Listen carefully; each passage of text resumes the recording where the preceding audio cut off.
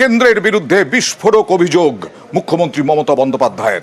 BSF ঢোকাচ্ছে অনুপ্রবেশকারীদের, এমনটাই অভিযোগ করলেন মুখ্যমন্ত্রী মমতা বন্দ্যোপাধ্যায়। কেন্দ্রের ব্লুপ্রিন্ট আছে এতে, এরকমও অভিযোগ। পাল্টা বিজেপিও রাজনীতি ছাড়ছে না।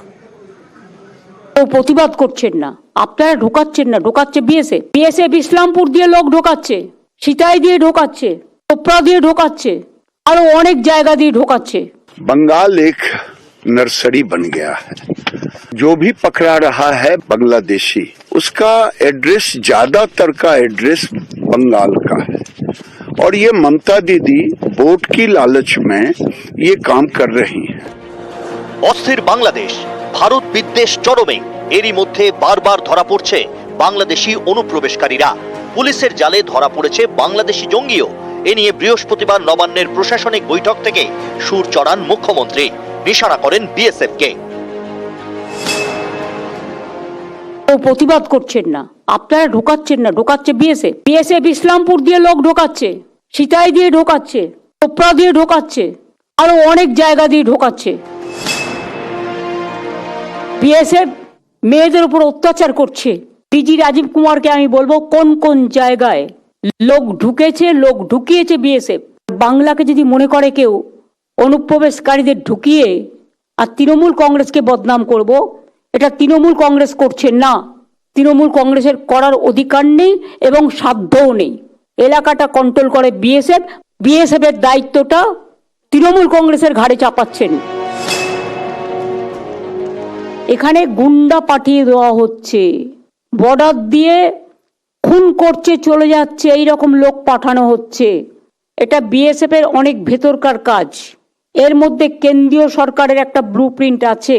কেন্দ্রীয় সরকারের ব্লুপ্রিন্ট যদি না থাকতো এটা হতো না। আমি বারবার কেন্দ্রীয় সরকারকে বলেছি যে যা করবেন আপনারা সেটাই আমাদের পথ। কিন্তু আমি যদি দেখি আমার রাজ্যকে ডিস্টার্ব করবার জন্য জঙ্গি হানাকে কেউ মদত দিচ্ছেন, সেক্ষেত্রে তো আমাদের প্রতিবাদ করতেই হবে।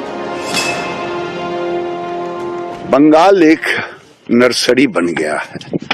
जो भी पकड़ा रहा है बांग्लादेशी, उसका एड्रेस, ज्यादातर का एड्रेस बंगाल का है।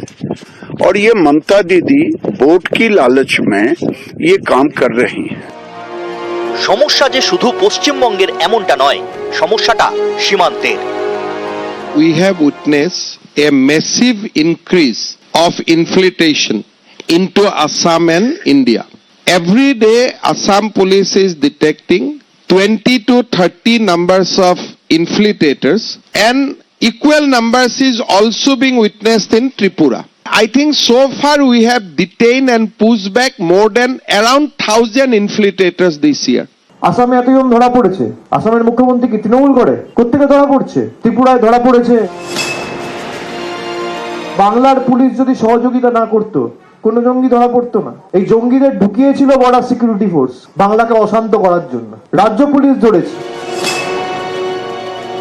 অভিষেক বন্দ্যোপাধ্যায়ও জানেন যে বিএসএফ অতন্দ্র প্রহরী হয়ে দেশকে রক্ষা করার চেষ্টা করছে, আর ওনার পুলিশ এই লোকগুলোকে ঢোকাচ্ছে বাংলার ডেমোগ্রাফি, জনসংখ্যা পরিবর্তন করার জন্য। এই জঙ্গিরা কাদের হয়ে কাজ করে, অভিষেক বন্দ্যোপাধ্যায় কাদের ভোট পেয়েছেন ওনার লোকসভাতে, সেটা দেখলেই পরিষ্কার হয়ে যাবে। পশ্চিমবঙ্গের পার্থক্য হচ্ছে পশ্চিমবঙ্গে অন্য রাজ্য থেকে এসে জঙ্গি ধরে নিয়ে যাচ্ছে। এরকমও হয়েছে এসটিএফ, অন্য রাজ্যের এসটিএফ এসে জঙ্গি ধরে নিয়ে যাচ্ছে, এনআইএ এসে জঙ্গি ধরে নিয়ে যাচ্ছে, পশ্চিমবঙ্গ পুলিশ জানতে পারছে না। নিউজ 18 বাংলা।